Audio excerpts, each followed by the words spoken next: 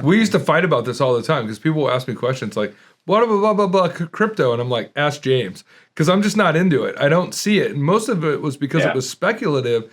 But he would say, "Oh yeah, I'm like, it's doing really well," and I would say, "Yeah, what can you spend it on, bro? Like, it's not fungible at all. Like, there's where are you gonna spend it? Like, that's great. That's a bigger number in the ledger. Woo! You did okay in the end, though, James. I say it's like my worst investment ever was getting into crypto. No, my second worst investment was getting into crypto. My worst investment was selling it. You don't own any crypto any longer? Only the stuff that I can't get out. So. Welcome to the Payments Experts Podcast, a podcast of Global Legal Law Firm. We hope you enjoy this episode. Today we have in studio managing partners of the law firm, James Huber, as well as Christopher Dryden, and special guest joining us remotely, David Leppek, Chief Technology Officer at SignaPay. David, welcome to the podcast. Dave, when we were talking, you sent over, we were banging around topics on this, and the one that stuck out to me is you said, death of an ISO. Like, does the ISO still exist? From our perspective, yes, because it's 90% of our clients, but over the last couple years in particular, this is what I've been saying. With First Data pushing people out, Card Connect continue to push them out. It's weird that the biggest processor in the world seems to not care at all about their entire sales force. Yeah, I think that's the acquiring partner today is the software company. So the question becomes, why do I need a salesperson for the software company maybe? I don't know. Really interested in your take on it for sure. Well, 90% of your customers is 100% of my experience and career. But it demands some attention because TSYS is now 99% direct competitor with their ISOs. Fiserv, as you said, have been essentially eating their lunch forever. Yeah, no. We saw it a long time ago where it was sort of like that when Payment Tech split apart a long time ago, and First Data took the ISO channel, and then they just jettisoned it off, and nobody wants an ISO these days. And what do you think that the cause potentially is for that? Well, I mean, the cause is just everybody's swimming upstream. The problem is that each one of us, as we sell our ISO, end up saying, okay, let's go ahead and start it over after we waited off a non-compete. And when we do it, we're finding that it's harder and harder to go ahead and strike the same kind of deals because they just don't exist anymore. Right. Yeah. I mean, I've seen it in anybody who wants to be a FSP agreement, like the Fiserv FSP agreement. I look at people, I'm like, why would you even sign this? The pricing's horrible. Retail deal's better than this, but they want to be able to board their own merchants. So, we've been looking at clients who are sitting on an old First Data, fine, let's call it a First Data agreement. And I'm going, this is worth a lot of money if you can do it, but then they get in your way and they don't even really let you do that either. So you're exactly right, though. You're almost at a point where you have to seek out the legacy agreements that you can still kind of backdoor into. Yeah, I actually see that because I work on the transaction side, and where people have had a difficulty, especially technology, getting direct deals, they're starting to buy their way into the market. And the interesting, just to directly board, and the interesting part is that historically it's, hey, I want to get into an FSP agreement, wholesale ISO, I want to carry risk. Now it's gotten to the point where I want to buy a retail ISO just so I can board because I can't get a direct deal. It's the old story of buying a bar just to get the liquor license. Yeah, totally. And I guess my question would be is, what do you see as market forces really pushing that? I mean, is it like, you have the benefit of working what I call having worked inside, right? I mean, you have a much better perspective and view of the upstream entities than James and I do because we've never had the benefit to work directly for them. We're always on the other side of the fence. And so we can only surmise a lot of times in how things operate or what they look like on the interior. But having had that perspective, and knowing that entity a little bit better than we probably do, what do you think is really driving that? I mean, I think each one of these companies have their own ideal client, and as that client evolves with their capability and the various channels that they've purchased or pursued, it becomes more and more difficult for the historic guy to come in and say, I'm just going to go ahead and set up a brand new deal and start with relatively, little capital to do something that isn't just very focused on one particular vertical.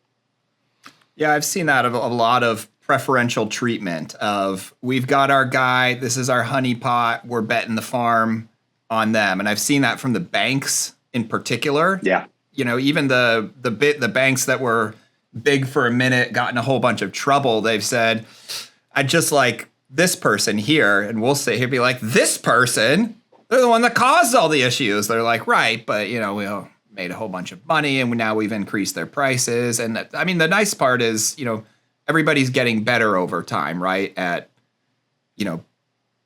limiting liabilities and things like that, getting good merchants in, getting the bad merchants in, but making them look good and things like that. So, or bad ISOs in and learning underwriting and risk associated with particular verticals, right? I mean, right. Like we've seen banks literally take on an ISO with a lot of overpromise, underdeliver, just to glean the system that they use in the vertical that they primarily focus in. I think I know exactly what you're talking about. You may. Yeah. Yeah, we've seen that a couple times, and I've actually been warning people a little bit about this of like, yeah, they're promising you everything. They're going to keep you on here. But I would think, I always kind of wondered the banks, banks don't like to really do anything except for lend money. But I've always wondered, why they're not capitalizing on this more. They could be making so much more money, and they could be doing it themselves because the rules say they're actually supposed to be doing everything or a whole lot more than they do. Yeah. And they just outsource it all to these people, to the ISOs. And I'm wondered, are the banks moving that direction? Is that one of the reasons? Well, if you think about the history of why an ISO exists in the first place, it's because of the fact that the bank isn't a very aggressive business. Having once worked for a bank myself, I remember reading Dee Hock's book on the creation of Visa, that this is a place where a lot of people go to retire. You take a job at a bank and you just sleep the rest of your life. I'm not that type of person, so I didn't last very long at a bank. But a lot of times, I think the reason the ISO is chasing these different verticals is because the banks won't. You're right. The bank has the capability to do it. There aren't a lot of banks that have the appetite to do it. Right. I think another problem for the ISO is a huge problem, and we don't have to get too far into it because we talk about it a lot on this podcast, is it's not just the lack of getting good terms for, let's say, a startup ISO. There's also, a whole bunch of other things. But one of the biggest problems that the ISO is having right now, and has always been the problem, is where to make their margin. And with the surcharging and the cash discounting rules making it way harder to make a margin, I guess where I want to go with this is, what does it mean if the ISOs can't survive? What happens to the industry? That's a great question, because as these processors are going upstream and they're building more and more direct feature functionality, as software becomes more a component of it, you get more of these entities that are just looking for the merchant to come self-sign up, self-manage. I tend to bet on the entrepreneur that they're going to come up with better ideas and better ways to go ahead and reskin a business model in a way that draws more attention in. So I guess optimistically, I don't believe that the ISO ever will die, but I do believe that people are actively working in a way to try to limit the ISO's opportunities.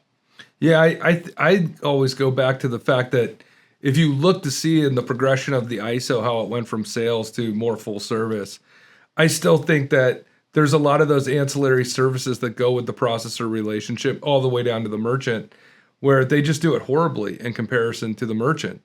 And so unless you can see some sort of change as to, I mean, servicing is the big one, right? I mean, so many times, will Fiserv pick up the phone? Will the person have some sort of knowledge base, or just be someone in a call center who has no idea about what Fiserv really does? Can they really assist? How many people do they have to put that ticket up to for a change to occur? Like, we're talking about electronic payment processing here. When something look at the Clover debacle, right? I mean, like Fiserv and Clover. Look, it was a great idea, but at a certain point in time, that titanicness of Fiserv got in the way of really adequately servicing equipment, which was necessary for a merchant to operate. And so I think where the opportunities have generally landed for the ISO is where the processor and the bank, but the bank doesn't do much, but the processor just doesn't perform well operationally. And so I still think that there's always that place. I just don't know how that stays coupled with sales to make sure that, that component is there for true margin. Yeah. Yeah. I mean, again, I believe that the entrepreneur is going to come up with the way to make a model that works, but it's more and more difficult when you've got the consolidation throughout the industry that makes more and more of these technical solutions just part of the big animal.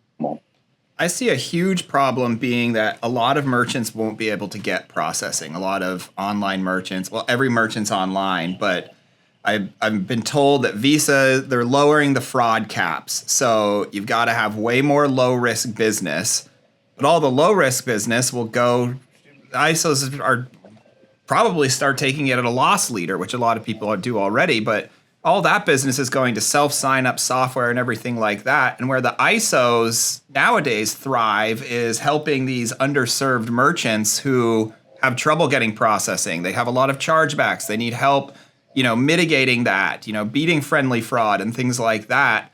So all of those businesses, I mean, there's a lot of merchants out there that are actively looking for processing all the time, and they think they know how to run their business, but they don't. And so where, the ISOs and the advertisers and the affiliates kind of, fill the gap in there a little bit. I think, 99% of the latter is actually a problem. But, where the ISO has really strived is being merchants advocate, explaining to the banks, hey, this business is actually okay. A lot of times we get hired for that of, here's the legal opinion letter of, what these guys are actually doing is fine. They're not transmitting money because they never take it and things like that. So I think in that area, this could really hurt the economy in whole of you're having a lot of people missing out on transactions. And when 75% of our economy is on consumer spending, this is something that you really shouldn't be messing with. Yeah, no, I agree. But you make a great point when you talk about Visa in particular and the rule changes that they made to chargebacks. I'm not an expert on what those rules are, but as I understand it, they're starting to combine it across the bid. Yeah. And so a big aspect a lot of the ISOs have done over the years have been juggling and managing their bins with their individual bank relationships for chargeback to sales ratio. Well, now all of a sudden you're being evaluated across the board.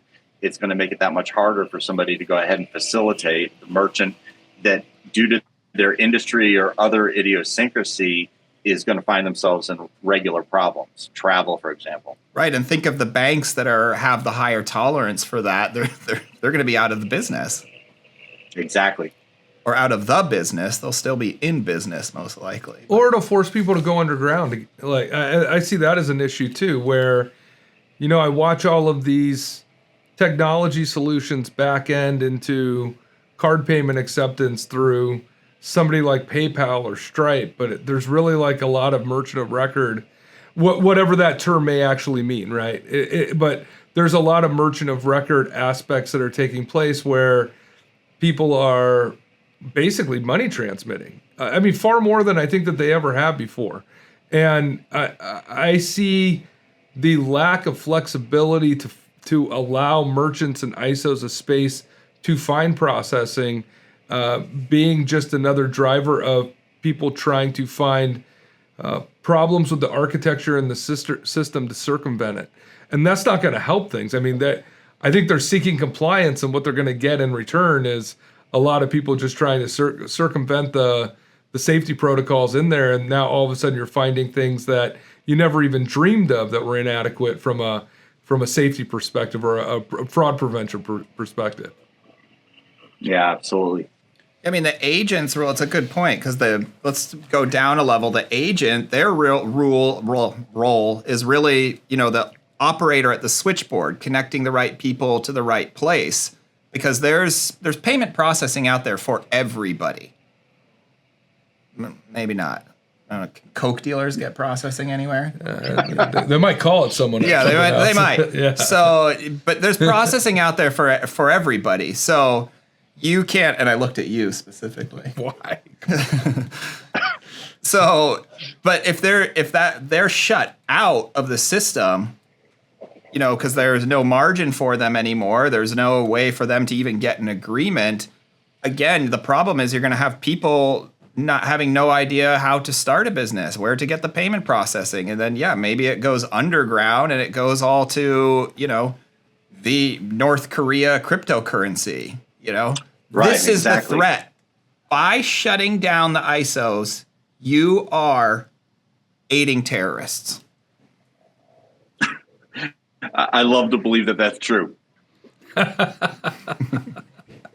Me too. Well, it's funny too, like to touch back on something that James was talking about, where you've got the real margin and what is being targeted by the ISO to make money. I saw for a long time it was understanding how transactions were processed and routed. And, when we were talking about this, I loved it because you gave all of these subject matter topics of like, hey, what should we focus on? And when I looked at it, I'm like, we should focus on all of this because I think all of it is relevant, right? I don't know how deep we can get in a podcast, but I think touching on a lot of the subject matter you raised was really important. But like you were talking about Durbin 2 and did it miss the mark and is it really effective? And I agree with you, but I'd love to hear your thoughts on that a little bit more. Well, I remember Durbin 1 and how angry I was that they're trying to make the argument that you can differentiate a regulated large bank from a non-regulated small bank for the purposes of a government-regulated interchange category. What it did is it threw a bomb into the industry, making everybody having to try to figure out a new way to go ahead and calculate how everything was going to go ahead and be billed, what the risk portfolio was, and at the same time, simultaneously encourage a merchant moving away from a more secure PIN-based transaction to a less secure signature-based transaction where there are higher chargeback risks and other problems that come along with it. So the latest iteration of Durbin 2, talking about having multiple credit channels for the credit industry, I don't know where we've landed on it, but it's just going to do the exact same thing. And if you remember, when the first Durbin Amendment happened, Visa essentially said, hey, it's our ball. We're going to take it and go home. Here's FANF. You can't take $9 billion out of the ecosystem and expect that they aren't going to make it up someplace else. And they ended up making $10 billion by going ahead and creating a convoluted billing mechanism that to this day, very few people still fully understand. I came across something, it's a little bit of a transition, but I came across something recently that I was surprised at. So we were doing some surcharge analysis and there was some communications between Amex and a merchant about surcharging Amex cards. One, I'm not an Amex card holder. I didn't realize that Amex has a debit card. That was something that was very new to me. I always thought that Amex was solely credit, but the interesting part was that Amex, when I went and researched it, may be exempted from Durbin on that level because they were saying, oh, you have to surcharge all the cards uniformly. And I wasn't even aware that they had a debit card. But then I also found out that they are, because they're a closed loop system, they're most likely exempted from Durbin in regards to surcharging a debit card. But I thought that was really weird because most people's access to Amex is through the OptBlue program through traditional processing with Visa MasterCard on the front end. And I thought that was so strange that they could get exempted out through that program so long as it's, under, what is it, under $1 million for Amex Out Blue on a processing annually. But I thought it was strange that your direct sales people don't have the same ability as what they're selling, who you're partnering with. I just thought that was really weird. Yeah. Amex has only had a debit card plus or minus some historical stuff in Europe since November of 23. All right. And I would bet that if you were to take a list of all of the people who have an Amex debit card, 99% of them work for Amex. Right. Exactly. I want to circle back, just to be clear. When we're talking about Durbin Part 2, we're talking about the Credit Card Competition Act that's being brought back up. And then I want to circle back even further is I don't like the effect of the Durbin Amendment, one, but I liked the idea because at least somebody was touching this. At least we have one piece of legislation. Every time we give a presentation on what are the regulations that affect the processor and the ISOs and the card holders and this and that, the other thing. There's a couple, kind of related to banking, but there's really only one. So you're telling me you like regulation? I love regulation. We're attorneys. We want, if there's clear rules, I love the clear rules because then I'll tell you how to break them. But that's not true, though. You're talking there's only one attempt at federal regulation. State regulation's out there. I mean, California is crazy that we have something called the Beverly Song Act, which has been around since I think late 1960s or 1970. And that's been regulating credit transactions for a long time. And it's constantly updated depending on how the point of sale operates. I mean, there's a ton of laws around it. And now with surcharge, it's gonna, I think that'll expand. I don't know if states will combine with one another to create some sort of uniform, credit card or debit card processing as they unravel the federal apparatus. But there's other legislation out there. I mean, just at the federal level. Yeah, there's nothing. And the other reason I like it is because he clearly sees that Visa and MasterCard are making way too much money and have a monopoly on it. Now you can see kind of how much money Visa in particular spends on lobbying. And I think they put just about everyone else to shame. And I always use the comparison for the NRA, but they actually don't spend that much money. Visa does, though. Yeah, no, it's an insane amount. Every single state, every single level. And that's why we are seeing that the state legislation, like New York, their legislation follows exactly what Visa says for surcharging. And so we've made the argument in our complaint against Visa of they're basically a state actor because they're sitting up here stromboliing the place. Yeah. Well, I mean, I think a lot of the original card brand rules fell along the lines of federal and state regulations, but then it kind of reversed itself because when Visa was in a position of having to create rules that hadn't been considered at the state and federal, they made up their own mind, and then they've gotten themselves into some trouble and having to back out of it and change it.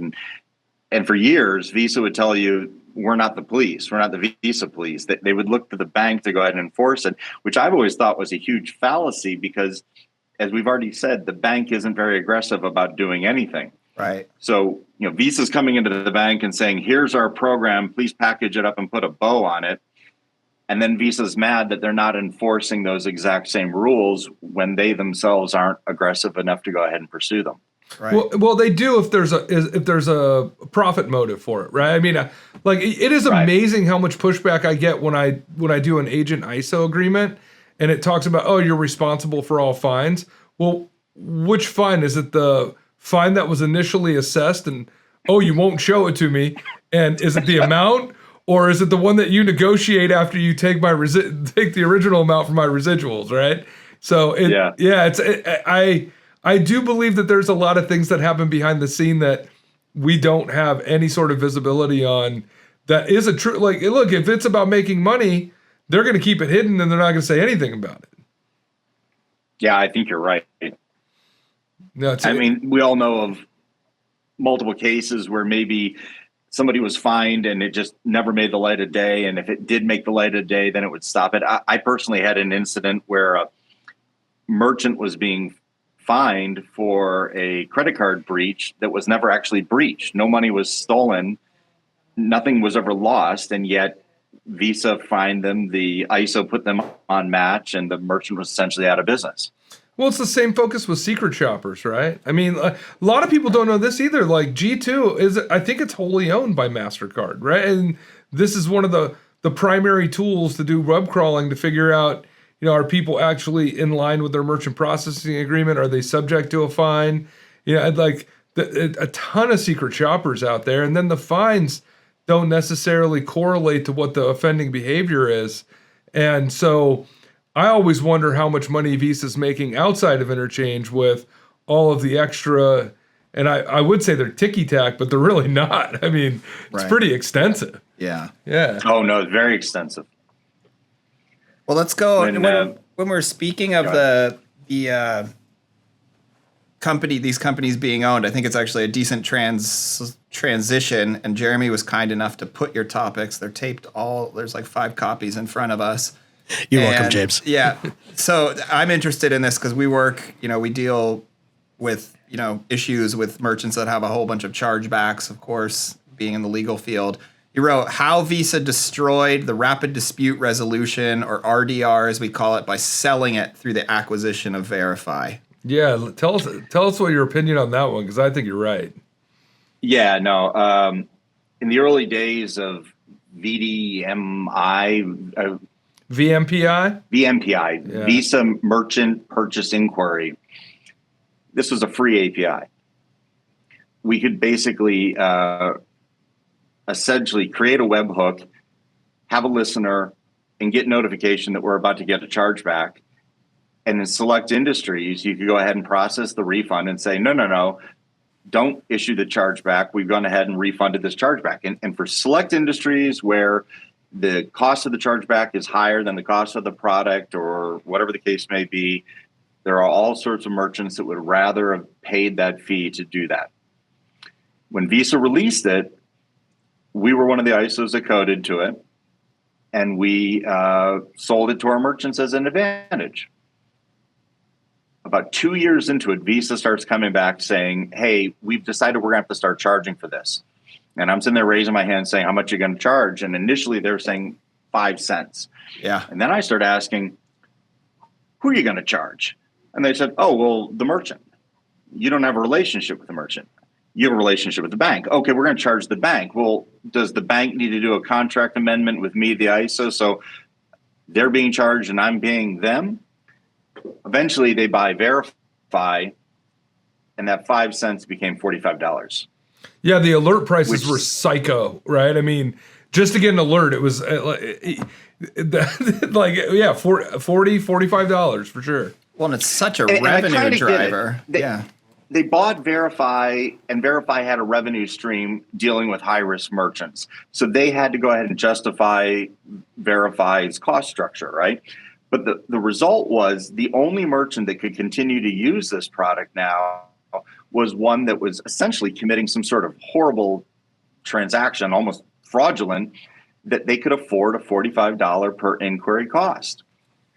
Basically, it killed the product for all of my merchants. We had to turn it off because everybody would rather pay a $25 chargeback fee than a $45 inquiry fee. Right. I actually heard of what I'll call a sub-ISO that we represent. They were trying to get RDR turned on for their merchants, and they wouldn't turn it on. Their upstream vendor wouldn't turn it on, and I didn't know what that was all about. I mean, maybe is that something that now it's being made unavailable in its entirety? Maybe because there's blowouts on it and people don't pay it.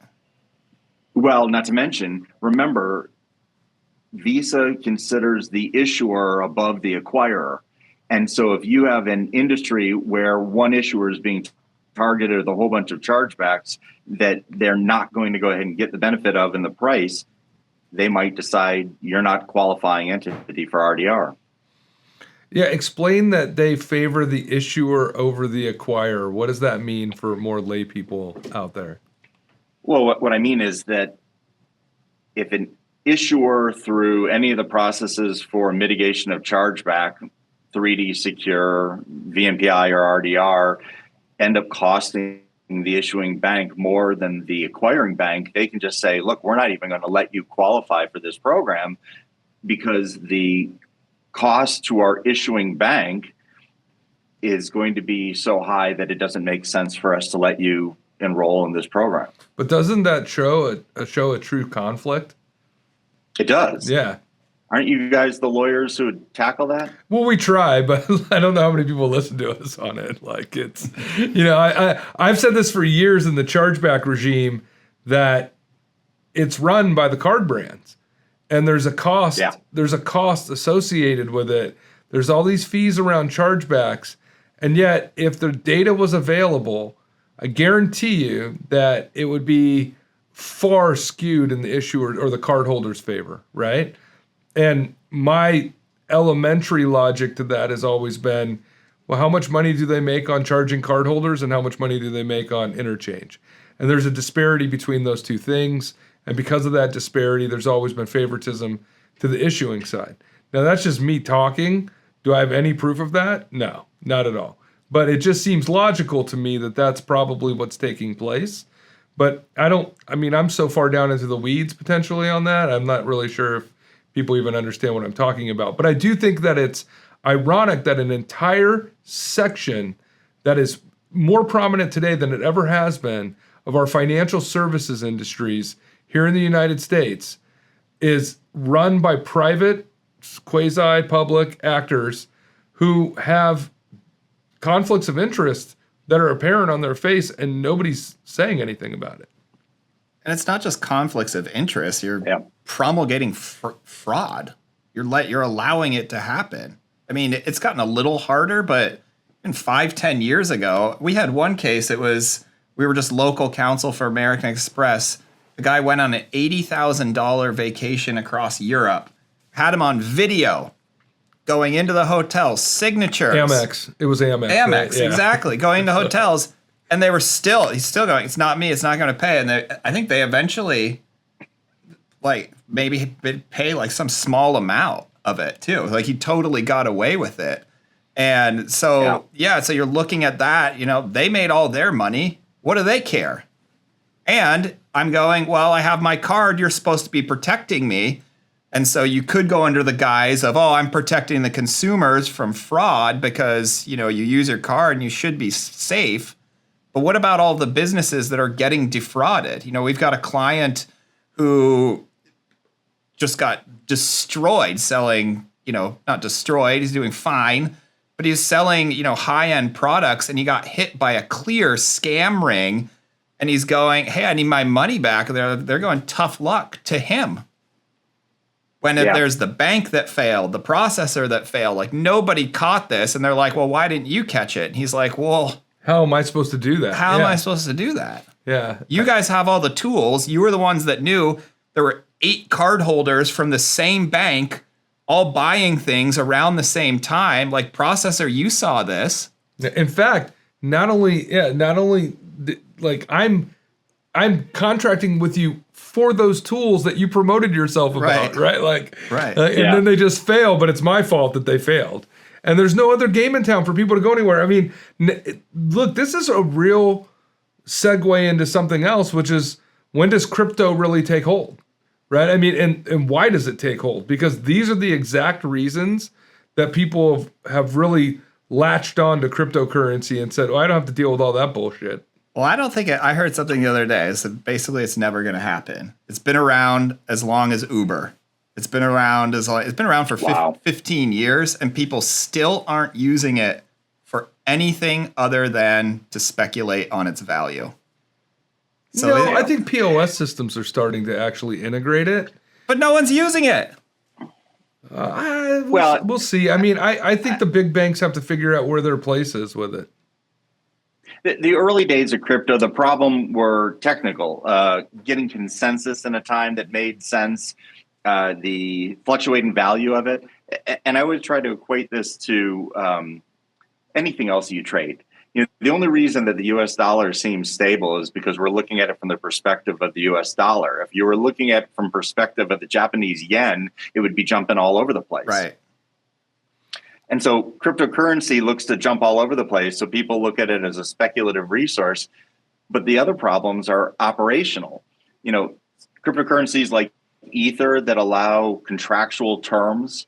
I'm going to hire you to mow my lawn, but you're not going to get paid until the lawn's actually mowed to my satisfaction. Things like that. Those operational things need to be properly vetted out before you can start baking it into a point of sale and other solutions. Right.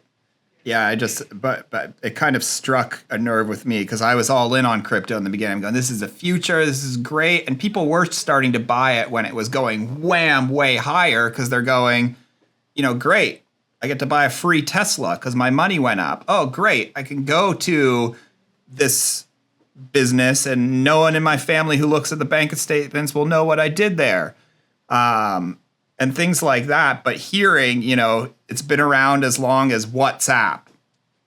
I've been forced to start using WhatsApp right now. I don't know why people can't just text, but that's fine. But Uber, same thing. People are using these. Nobody's using this for anything. So,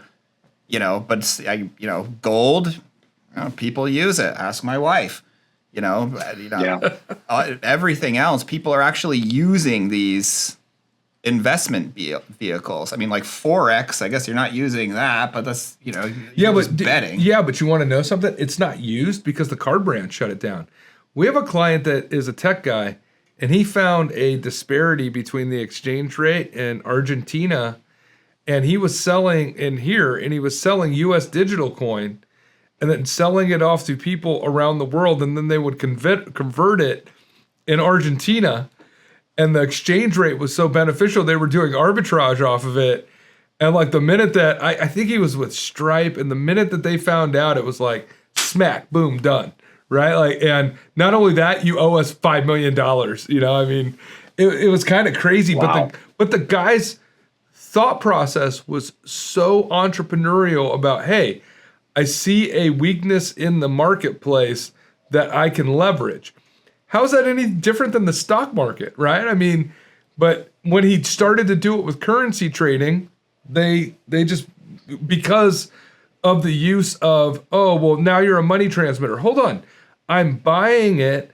It's staying at the mint for US digital coin. It's US digital coin. I'm never taking possession of it.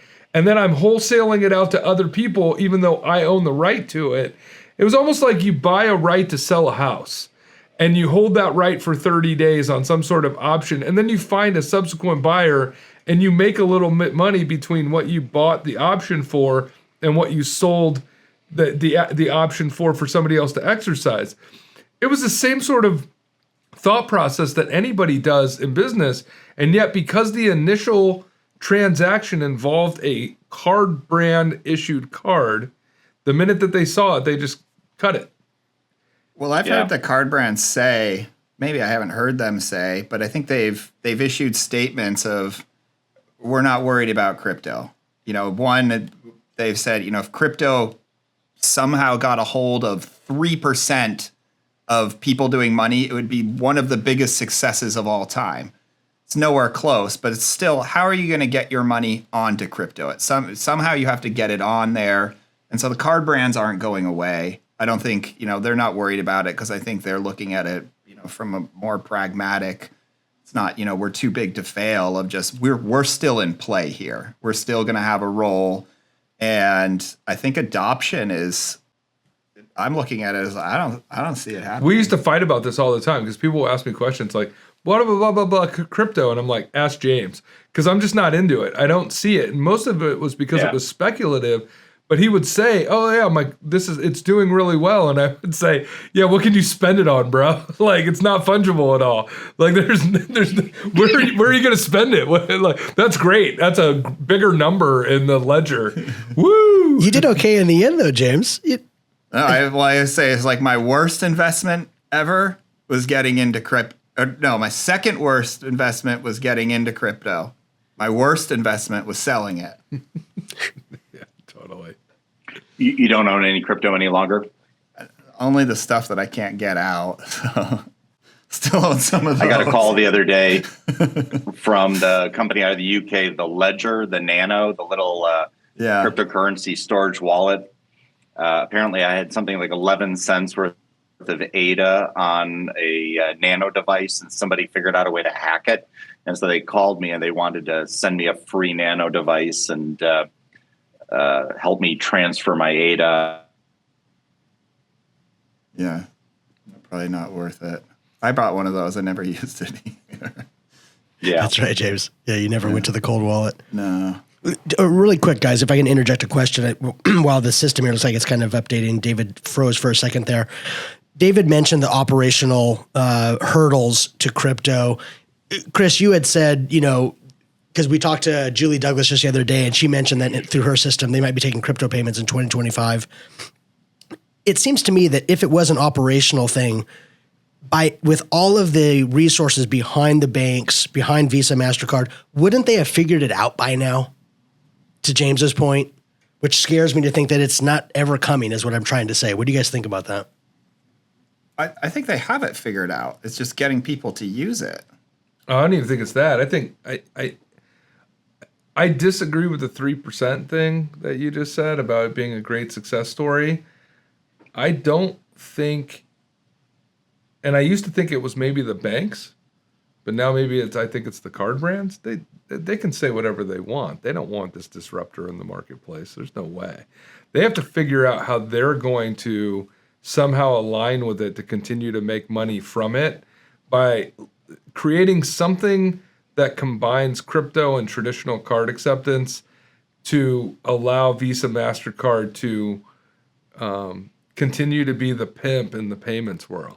Well, they are. I mean, one of the big ones is XRP, and they've partnered with Chase, so they'll just get a piece of it. That's what I'm saying, Right. and I think that's where you're going to see it, where, and then it'll convert over to stable coin, and I don't know how much ability to speculate out that there will be, but There's none. But we don't hear about the USDC anymore. I know we were all terrified of that, of us getting them making us use that money, and then who was it?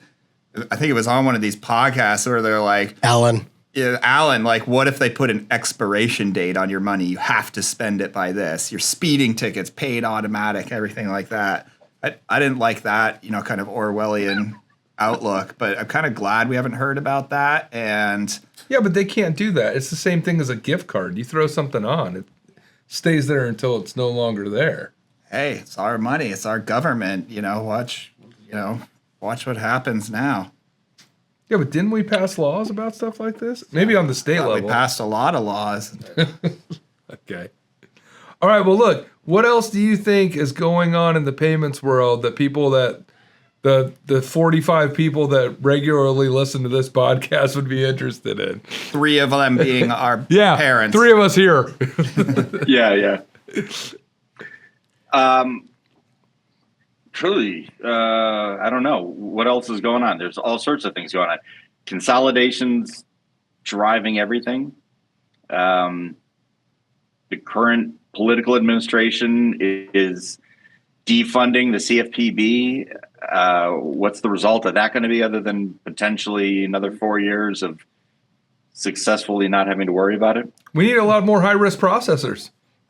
That's what I'm saying. Yeah, be all out there. Yeah. Why not, David? We never asked what you do. What's your role? Why don't you fill us in on that and how people can get in touch with you if they want to? Well, I'm the Chief Technology Officer for SignaPay, and I've actually been here for 1 year now. Congratulations. SignaPay is, of course, famous for Paylow, which is their dual pricing model. Used to be cash discount, i.e. surcharge.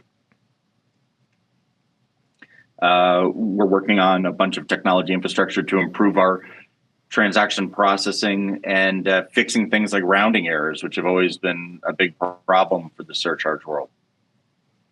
That's right. We can't surcharge on our software because of rounding errors. Yeah. I can help you fix that. Even though we wish you could help us fix that. No, actually, we're using 2 systems right now because we're testing something else out for our firm, like our firm management software. But I don't think we got a response back, but we're asking them if we can have our own payments company API into the firm management software. I don't think we've gotten a response back, but Jeremy's phone's going to start ringing now. If anyone's really. listening to this. Global's processing's available. Every single one of our clients hits us up. Multiple times. It's looking promising, Chris, believe it or not. You hear that? Yeah, Awesome. we'll see. I'll let you know. We did get an email. Best bidder gets it. All right, David, do you want people contacting you for any reason? Or you want to get your email out there? All right, great. Well, this has been great. I love it. Yeah, he's like, look, my phone rings enough. I got 10 people outside my office right now. Yeah, awesome. Well, thanks for joining us. All right, thanks, Dave. Really appreciate it. I've had a great time. Thank you for listening to this episode of the Payments Experts Podcast, a podcast of Global Legal Law Firm. Visit us online today at globallegallawfirm.com.